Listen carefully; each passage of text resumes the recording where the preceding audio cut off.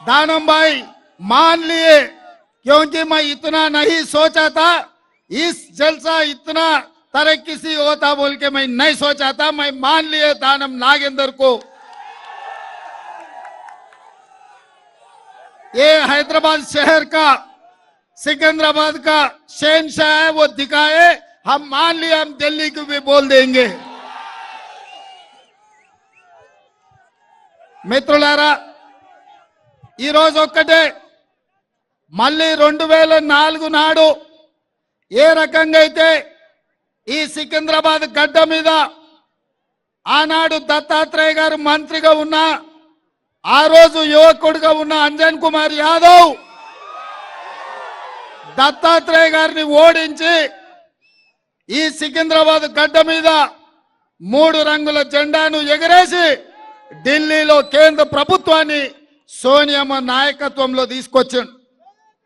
మళ్ళీ 20 ఏళ్ల తర్వాత 2024లో అదే సోనియమ్మ నాయకత్వంలో ఆనాటి రోజులను పునరావృతం చేయడానికి ఈ సికింద్రాబాద్ గడ్డ మీద దానం నాగేందర్ 3 రంగుల జెండా ఎగరేసి మళ్ళీ కేంద్రంలో ప్రభుత్వం రాబోతుంది.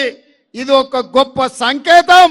ఇవాళ మీ అందరి హాజరు చూస్తే మిత్రులారా, ఆనాటి పి శివశంకర్ నుంచి మొదలు పెడితే పెద్దలు అంజయ్య వరకు, మర్రి చెన్నారెడ్డి వరకు ఈ ప్రాంతం నుంచి నాయకత్వం వహించి ఈ సికింద్రాబాద్ ప్రాంతం, ఈ నగరం, ఈ జంట నగరాలు కాంగ్రెస్ పార్టీకి అండగా నిలబడి జాతీయ రాజకీయాలలో అత్యంత క్రియాశీలక పాత్ర పోషించారు.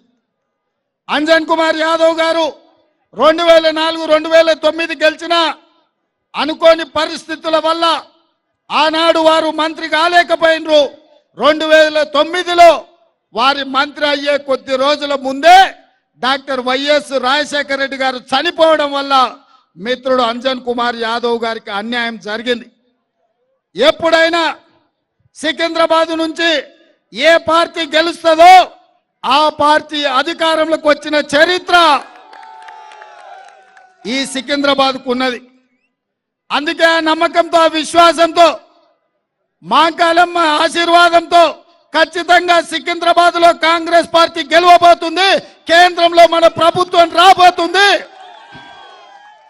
దానం నాగేందర్ కేంద్ర ప్రభుత్వంలో అత్యంత కీలకమైన భూమిక పోషించబోతున్నాడు.